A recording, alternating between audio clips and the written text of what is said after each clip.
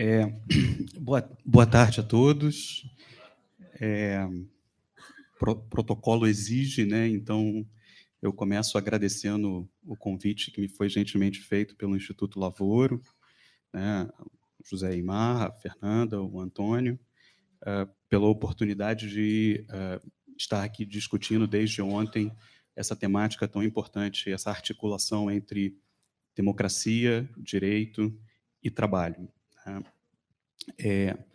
Oportunidade, aliás, que possibilitou que, embora eu venha trabalhando com a professora Adoracion já há 3 anos, a gente não se conhecia pessoalmente, né? Então, a gente teve a oportunidade, pela primeira vez, de se ver, de se conhecer pessoalmente.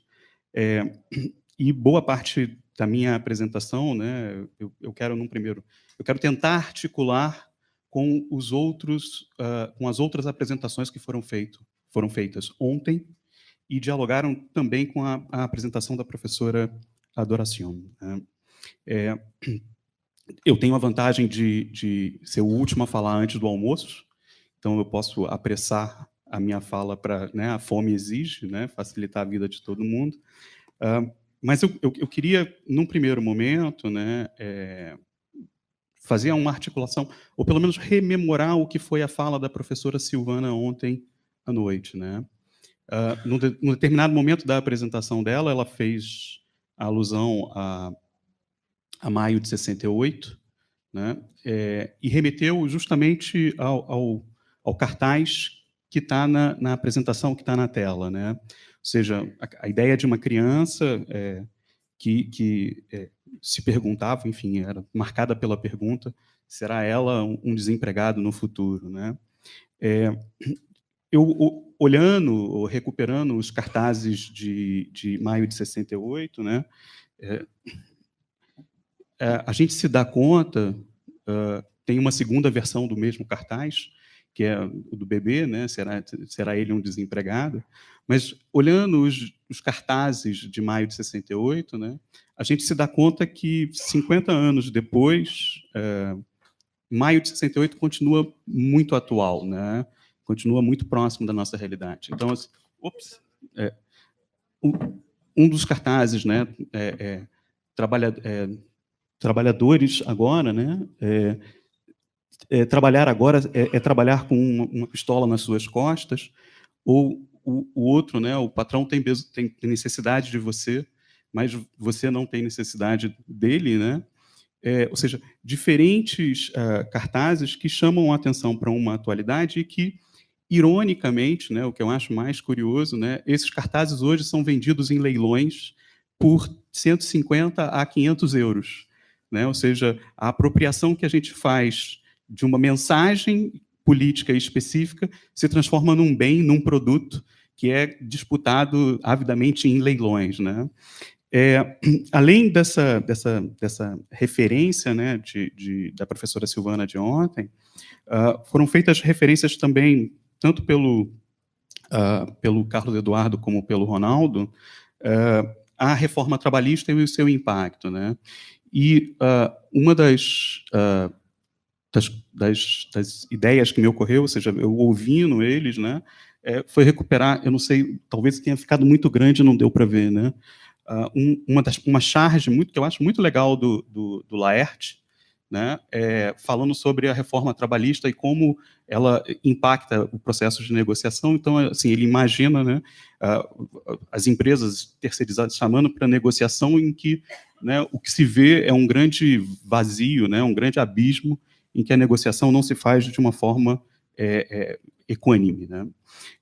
Ou seja, um pouco dialogando com o que foi a porta de entrada ontem apresentada pelos três, né, que eu gostaria de abordar o tema que foi proposto, transnacionais e negociação coletiva, chamando a atenção que eu vou, enfim, eu vou tentar dialogar em algum momento com o que a professora Adoracion mencionou, numa perspectiva, às vezes, complementar, e outras vezes talvez contraditória, né, havendo um contraste entre as duas falas.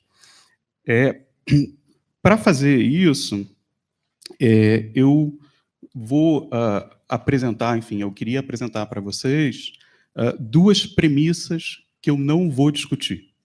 Eu estou apresentando como se fossem axiomas, né, trabalhando uma perspectiva matemática, né, são axiomas, ou seja, não estão passíveis de demonstração, e eu vou assumir como sendo absolutamente verdadeiras essas afirmações, né? Qual é a primeira premissa que eu estou adotando para poder construir essa fala, né? A primeira premissa é que o nosso ethos profissional e o nosso ethos acadêmico, ele é genericamente territorial e marcadamente nacional. Ou seja, quando a gente pensa o ethos profissional do mundo do direito, seja na operacionalização cotidiana da profissão, seja na reflexão acadêmica, ele é marcadamente territorial, ou seja, pensar a extraterritorialidade é muito difícil, e ele é essencialmente nacional, ou seja, nossos referenciais são quase sempre nacionais. Qual é a consequência dessa premissa, que me parece importante a gente reter, né? Como consequência dessa premissa, a gente trata o direito internacional do trabalho como uma espécie de perfumaria dentro do meu processo formativo, dentro da minha atividade profissional, né? Ele é algo que é visto como pouco relevante, né? E que, no nosso cotidiano, é tratado como se ele se resumisse, como se ele fosse limitado às convenções da OIT, ou às recomendações da OIT. Ou seja, quando eu falo de direito internacional, é OIT, né? Essa é, talvez, a consequência mais importante da minha primeira premissa. Minha segunda premissa. Qual é a minha segunda premissa, né? Quando a gente fala em negociação coletiva em uma perspectiva internacional, né, como desdobramento da primeira premissa, né, as nossas representações sobre essa matéria, sobre esse aspecto, né, negociação coletiva em perspectiva nacional, são pautadas por um efeito de mimetismo que nos leva a reproduzir a lógica nacional. Ou seja, quando eu vou pensar o internacional, eu não penso o internacional numa moldura diferente, mas eu penso o internacional como uma réplica, como um efeito de mimetismo em relação à minha ação nacional, né? A consequência dessa segunda premissa é que, quando a gente fala em negociação coletiva nacional, parece que eu estou falando de um exercício residual, de um espaço residual, de algo não muito importante, né? Para que a gente, para eu prosseguir com o meu diálogo, né, e recuperar um pouco o que foi a noite de ontem, eu tive a curiosidade de abrir o livro que foi lançado ontem pela Adriana Lamounier Rodrigues, né, Redes Sindicais Internacionais. E nesse livro tem um capítulo sobre negociação coletiva transnacional, né, e ela especifica dizendo que tem 3 tipos de negociação coletiva transnacional, né. O primeiro, ela identifica como sendo os códigos de conduta, e que ela diz são residuais, são poucos examinados, não são tão relevantes, ou têm um impacto marginal, né? A professora Adoracion, na sua apresentação, recuperando Bailos, né, usou uma expressão bastante forte, né? São uma falácia, porque não traduzem-se em direitos efetivamente, né? O meu argumento é um pouco diferente. Eu acho que a gente tem que olhar para eles, sim, porque, e aí, de forma complementar ao que disse a professora Adoracion, pensar e examinar o soft law é algo que me parece extremamente importante no contexto que a gente se encontra, né? O segundo modelo de negociação coletiva que a Adriana menciona no livro dela são justamente os International Framework Agreement, né, os acordos marco, que a professora Adoracion mencionou, e que tem, basicamente, né, uma trajetória aí de 25 anos, um quarto de século, entre 1992 e 2018. Pelos dados que eu tenho, aí há uma divergência que talvez a gente possa depois tentar dialogar no debate para tentar entender quais são os bancos de dados utilizados para que a gente chegue a números tão divergentes, né? A professora Adoracion mencionou 650 acordos marco, se eu entendi direito a tradução. 350 não, então está certinho. Desculpa, que são, na lista, no banco de dados da OIT, eu apurei 318 acordos marco, né? Entre 1992, que é o primeiro da Danone, e 2018, onde a gente vai encontrar 7 acordos sendo firmados nas empresas Stora Enso, Solvay, Schreiber, Partouche, Mango, Esprit e o BNP Paribas, que é o banco francês. Tem uma especificidade nos International Framework Agreements, nos acordos marco, né, que eles atingem, embora eu tenha 7 em 2018, o pico deles é entre 2011 e 2012, e de 2012 para frente o que você vê é um declínio dessa prática, né? Ou seja, aquilo que parecia ser o horizonte de uma negociação internacional, de uma negociação coletiva transnacional, parece perder fôlego ao longo dos últimos anos, embora, né, como disse a professora Adoração, tenha uma enorme importância, né? Mas o que me chamou a atenção, né, especificamente no livro da professora Adriana, é que ela apresenta o terceiro tipo de negociação coletiva transnacional como sendo os acordos coletivos internacionais, né?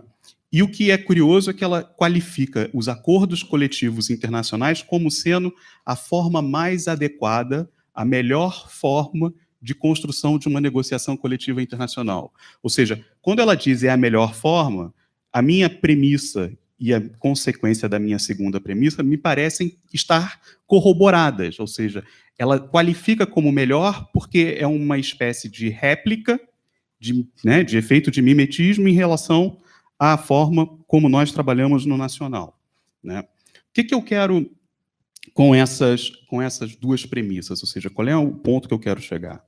Meu argumento, para a gente conversar aqui hoje, assentado nessas duas premissas, é que para a gente pensar a negociação coletiva transnacional, a gente tem que pensar fora da caixinha. A gente tem que sair da moldura que a gente está acostumado. A gente tem que pensar num outro paradigma, ou seja, a gente tem que sair dos rígidos esquemas de conhecimento que embasam a nossa cognição jurídica.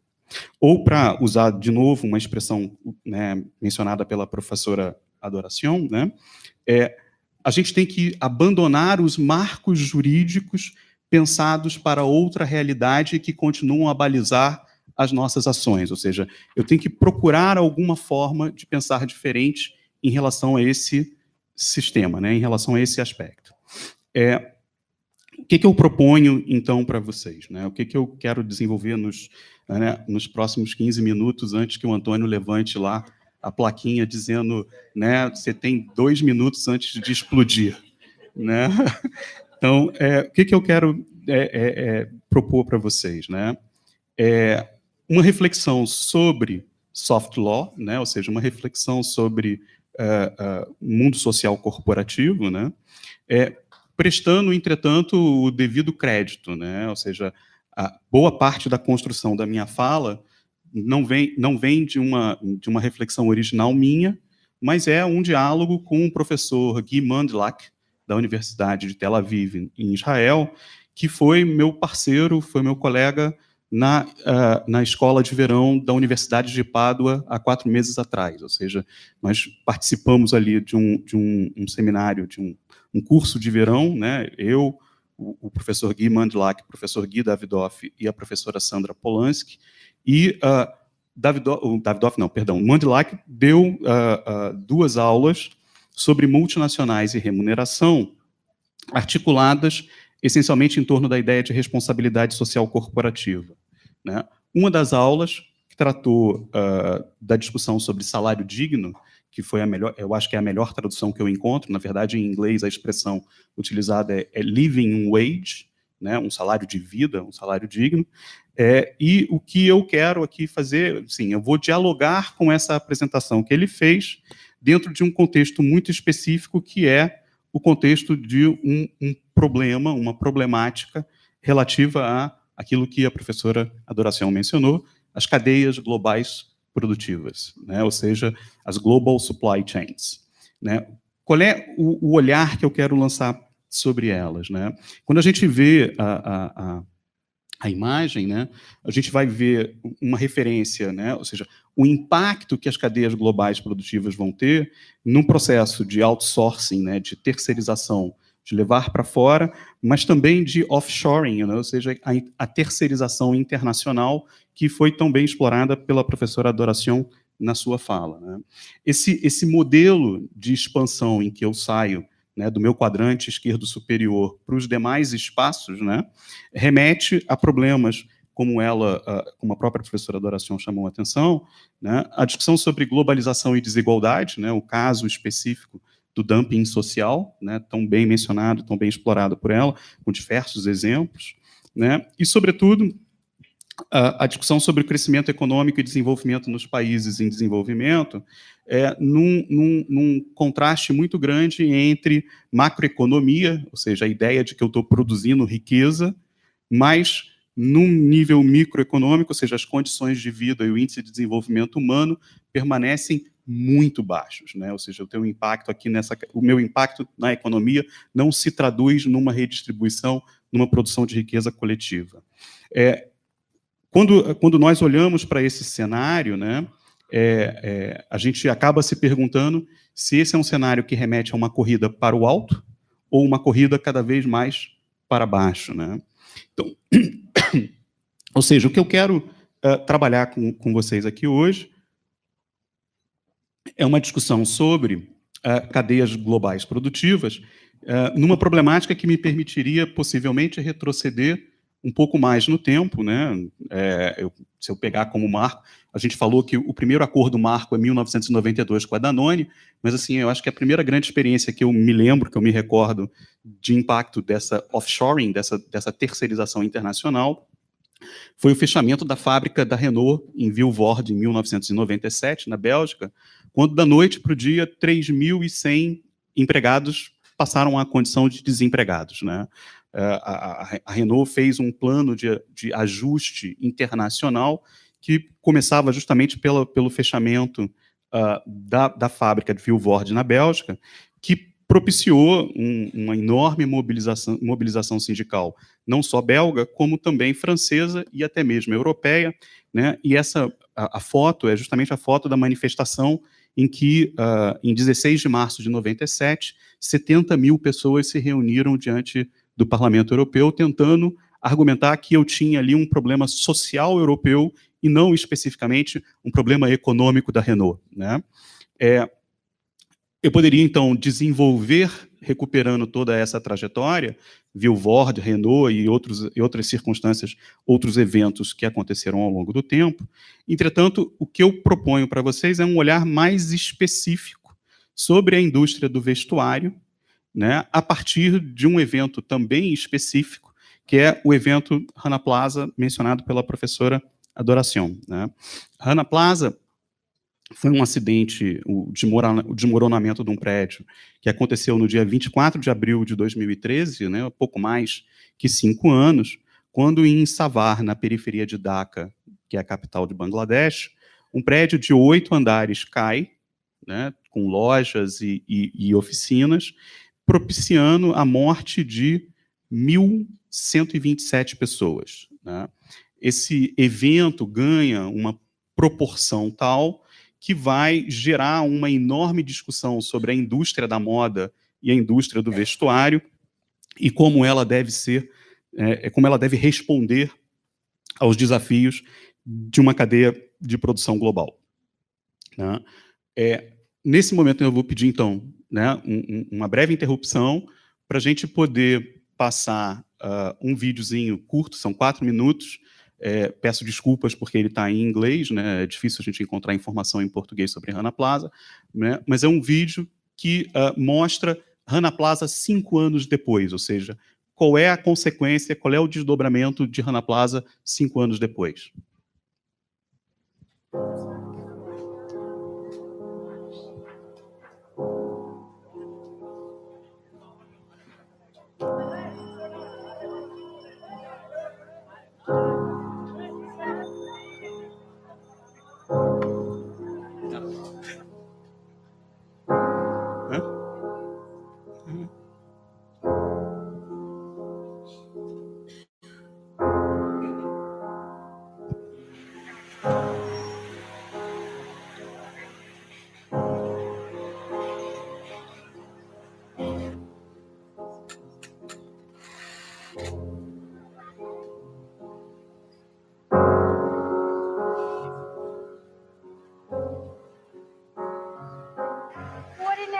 মধ্যে চাকরি নিয়েছিলাম, একদিন আর দুদিন ডিউটি করার পর আমার মনে হচ্ছে কি যে খালি কেমন যেন পোলার মনে হয় কাঁপতেছে বা ভাগি পড়তেছে, এরকম হয়ে একদিন আর দুদিন ডিউটি করার পরে আর চাকরি করি নেই। পরে মনে হয় 2 বছর পরে চাকরি করছি, চাকরি নিয়েছি এর মধ্যে।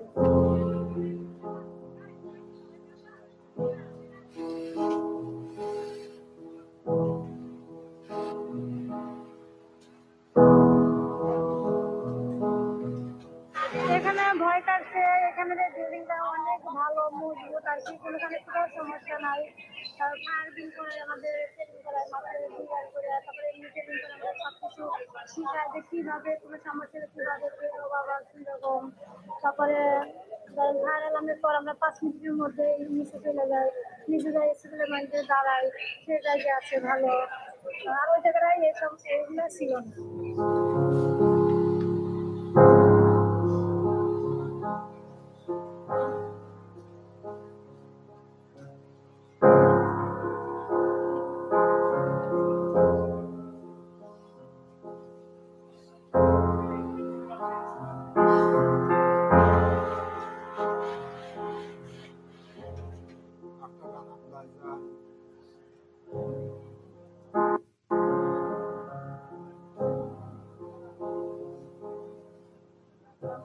After Rana Plaza, many buyers are so strict, they strictly follow up all their production.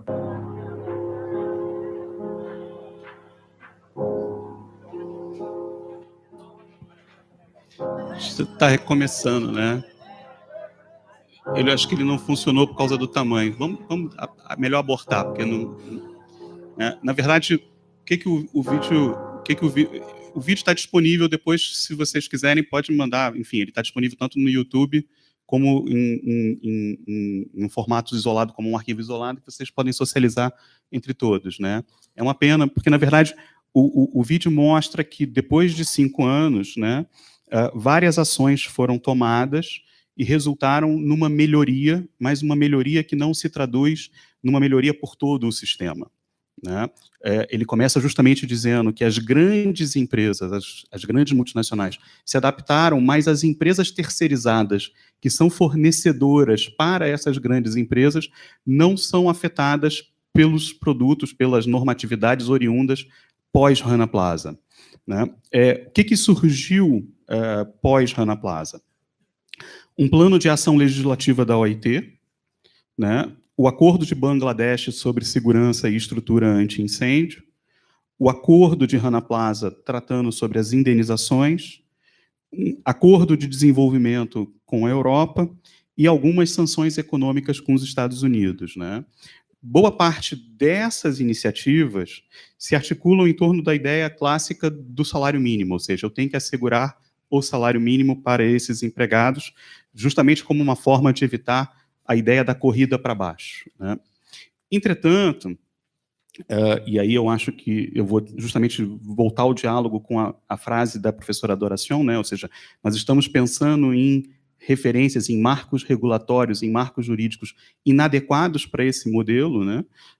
Entretanto, o que a gente vai observar na normatividade pós-Rana Plaza é que eu esbarro na limitação da regulação jurídica clássica, né? Por exemplo, o salário mínimo está inscrito na Convenção 131 da OIT, mas ela só foi ratificada por 54 países, né? Ou seja, o número de países é muito pequeno em relação à ratificação, né? Ou seja, a existência de um salário mínimo vai depender da boa vontade dos Estados, o que remete a escolhas macroeconômicas, né, em busca de competitividade, que não necessariamente vão se traduzir na adoção de um salário mínimo. Isso sem levar em consideração que o fato de eu adotar um salário mínimo não significa necessariamente que ele é respeitado. Eu ainda tenho um problema de efetividade a enfrentar em relação a essa questão. Ou seja, o que a gente sugere aqui como perspectiva analítica, né, é que nós necessitamos ir além da moldura que o nosso ethos profissional e acadêmico nos acostumou, né? Na apresentação em Padova, né, o Mandelac sugeria que a gente deveria olhar para a OIT, necessariamente, né, ou seja, para a discussão sobre direitos fundamentais, sobre trabalho decente, sobre globalização equitativa, olhar para a discussão sobre direitos humanos e regionalização, que é boa parte do que foi a construção da fala da professora Adoracion, né? Olhar para direitos dos negócios e da imigração, de novo, a mesma referência presente na fala da professora Adoracion, mas também, né, olhar para a discussão da responsabilidade social corporativa, ou seja, os códigos de conduta da soft law, ou seja, a soft law aplicada a essas empresas. Ou seja, assentado naquelas duas premissas iniciais, né, o que eu sugiro é que a gente pense a negociação coletiva transnacional fora da caixa, saindo dos nossos esquemas de pensamento, olhando especificamente para os códigos de responsabilidade social corporativa. Os códigos de responsabilidade social corporativa, né, conhecem uma história, ou é possível retraçar a sua história, uma linha do tempo, mostrando que em cada um desses momentos distintos da nossa linha do tempo, eles vão ter um sentido diferente, ou eles vão sugerir uma conduta diferente.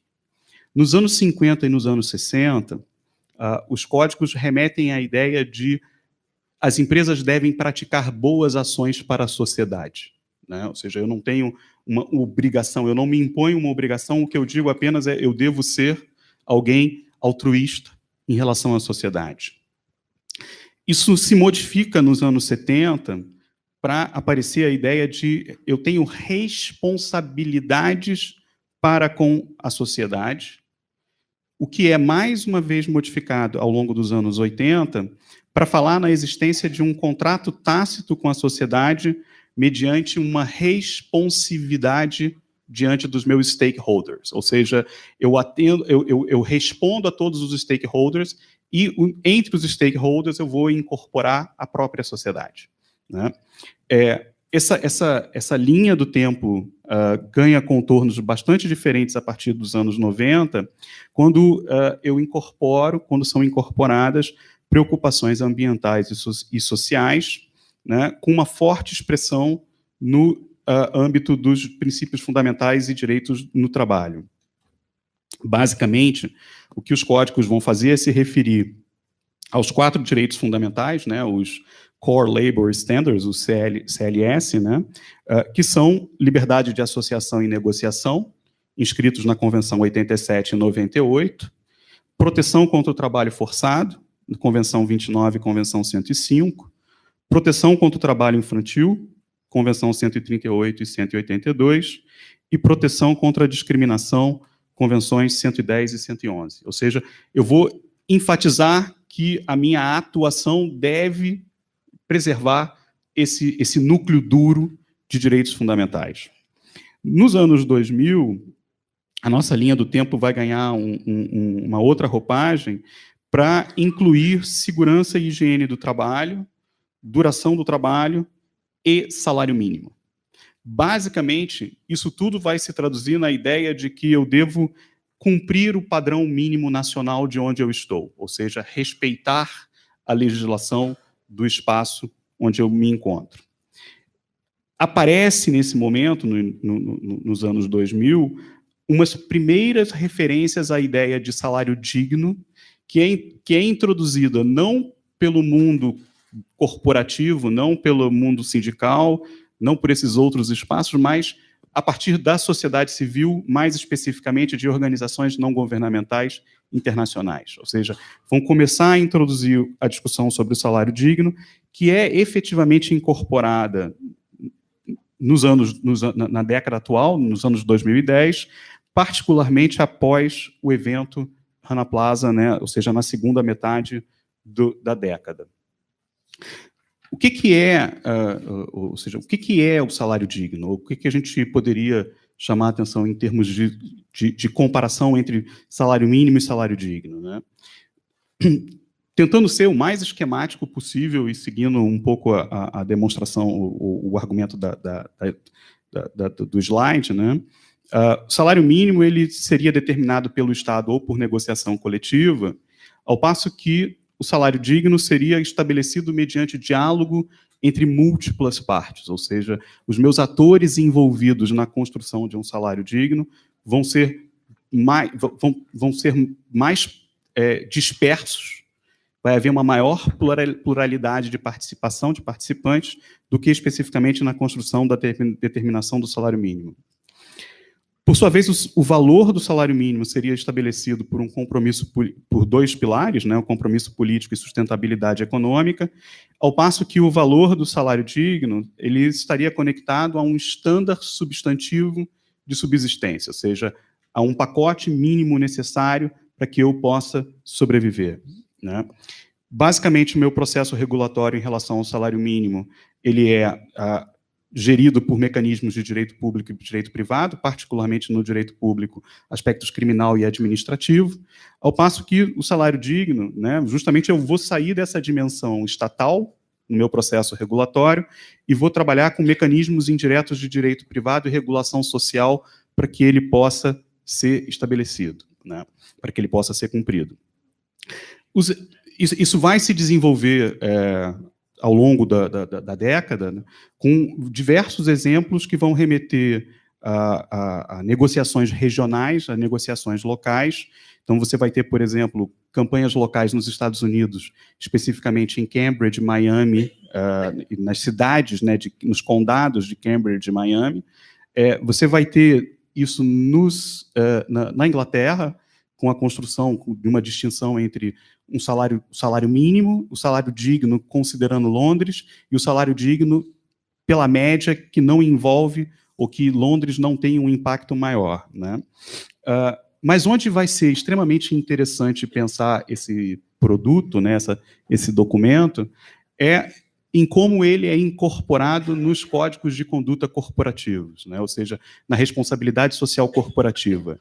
E o maior exemplo que a gente tem disso é a empresa H&M, né? Ou seja, o grande vendedor de roupas. Você entra no shopping, né, compra lá, minha filha adora comprar roupa da H&M, né, e aí é óbvio que quando você olha, você não diz para ela assim, são os predadores que estão lá em Bangladesh destruindo, né? Ela fica contente de estar comprando aquela roupa, né? E a resposta que a H&M vai dar no pós-Rana Plaza é a construção de uma política em torno de um salário digno, ou seja, a verificação na cadeia global de suprimento, na cadeia global produtiva, de como isso pode ser implementado por meio de articulações em relação ao mundo sindical, em relação ao mundo corporativo, em relação aos governos e em relação à sociedade civil, ou seja, eu incorporo uma polifonia, né, em relação a essas diferentes possibilidades de construção de um salário digno, né? O estudo de caso da H&M é extremamente interessante, eu acho que valeria a pena, num segundo momento, né, numa outra ocasião, a gente explorar para entender melhor como esse processo se realiza. Isso vai propiciar, no âmbito das transnacionais, né, um grande debate sobre o significado do salário digno, com manifestações tanto a favor como contrárias, né? A favor numa perspectiva de que é preciso superar, né, eu preciso eliminar as deficiências de um piso global no nível do salário mínimo, ou seja, levar para um nível maior, né? É uma resposta à pressão social sobre as multinacionais e seria um mecanismo de corrida para o topo, ao invés de um mecanismo de corrida para baixo, né? Mas há também quem se posicione contra nesse debate, né, dizendo que, na verdade, ao introduzir um salário digno, eu estou aumentando custos, né? E aí é impressionante como certas frases se repetem em outros contextos, né? Então, assim, no contexto do debate da reforma trabalhista, eu estou produzindo ausência de certeza, ou, leia-se, né, insegurança jurídica, famosa frase, né, a famosa locução insegurança jurídica, ausência de precisão, né? Eu estaria impondo custos em cadeias globais, removendo justamente o que é a vantagem comparativa dos fornecedores mais baratos, além de ter um monitoramento bastante difícil, né? Essas campanhas hoje se espalharam pela sociedade civil com inúmeras associações trabalhando em prol da ideia de um salário digno, né? A Worldwide Responsible Accredited Production, Fair Labor Association, Social Accountability International, e a ISEAL, que é a International Social and Environmental Accreditation and Labeling Alliance, né? Ou seja, a ideia de uma coalizão global pela criação de um salário digno, né? Já me levantaram o cartaz de 5 minutos, né? O próximo é a bomba. Então, eu vou caminhar para a minha conclusão, tentando, né, compartilhar uma pergunta, né? O que leva as empresas transnacionais a adotarem esses códigos corporativos? O que faz com que elas adotem esse tipo de regulação, né? Algumas respostas possíveis. Sanções legais, né? Medo de sanções legais? Eu diria, enfim, minha impressão é que não, né? E para pensar isso no nosso cotidiano, basta pensar nas dificuldades que temos para responsabilizar tomadores de serviços em milhões de processos judiciais, ou em toda a construção da fala da professora Adoração, dizendo a irresponsabilidade construída como norma, né?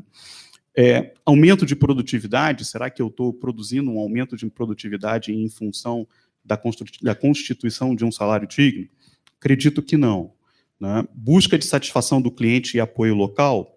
Talvez. Preocupação com situações vexatórias, ou seja, pressão social? Talvez, né? Ou, como disse a professora, regulação pública de responsabilidade transfronteiriça, como no caso da legislação francesa recém-aprovada 2016-2017, que cria a obrigação do plano de vigilância, né? Ou seja, eu tenho diferentes possibilidades de construção de uma resposta que é difícil produzir, né? Até porque o que a gente observa em relação a esse sistema é que é um sistema descoordenado, fragmentado, que produz fatias de regulação. E a nossa dificuldade é justamente como é que eu pesco uma fatia de regulação em relação a outra para poder produzir uma leitura global dessa regulação. A nossa tarefa, né, num contexto de reconhecimento da inapropriedade dos marcos precedentes, consiste justamente na hercúlea tarefa de juntar as peças, de constituir um patchwork que explique ou que sinalize para onde a gente vai, né? Juntar as peças num cenário difuso, com imagens incompletas, em que não se trata de reproduzir as formas clássicas de negociação coletiva, mas de pensar formas alternativas de negociação que incorporam necessariamente uma pluralidade de atores maior do que a clássica representação tripartite, né? Ou seja, eu tenho que encontrar mecanismos de incorporação da sociedade civil nesse nosso diálogo, nessa nossa construção, né? Essa é uma questão que me parece extremamente importante, né? É fundamental dar visibilidade à luta por um salário digno, né? Ainda mais em tempos que se anunciam profundamente robesianos, né? Em que a dificuldade pela construção de uma relação equitativa, em que eu começo a inventar agora carteira verde e amarela, carteira azul, daqui a pouco eu vou ter a carteira roxa, sei lá eu mais o quê, ou seja, mecanismos de diferenciação que não necessariamente conduzem a uma harmonização, a uma construção equânime, e que me fazem, né, lembrar, como disse a professora Silvana lá na abertura, que maio de 68 continua muito atual, como, aliás, né, mostra o último cartaz, né, o último cartaz que eu queria recuperar de 68, né, sinalizando que a luta continua. Obrigado pela atenção.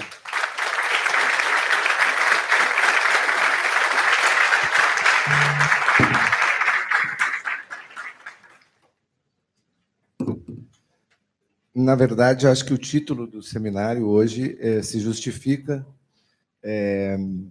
porque o que hoje nós debatemos foi uma implosão com dinamite, né? E eu quero agradecer muito a participação da professora Adoração, do professor Fragale, porque realmente foi um momento de iluminação para todos nós aqui. Não só porque ele traz também esse ponto de otimismo e de novos caminhos, como também porque a gente consegue visualizar de que efetivamente a luta continua. Eu, que sou da geração Neymar, Paulo, Nilo, Eduardo, todos os integrantes do Instituto Lavoro, ouvindo vocês e exatamente examinando todas essas questões que não estão no cotidiano dos nossos sindicalistas e também não estão nos cotidianos dos nossos operadores de direito que ficam fora da academia, a gente volta a 30 anos atrás, a 35 anos atrás, e lembra do iluminado professor Roberto Lira Filho, que falava do direito achado na rua, né? E de novas fontes de direito que podem ser aplicadas em defesa da dignidade humana, dos direitos humanos. Obrigado.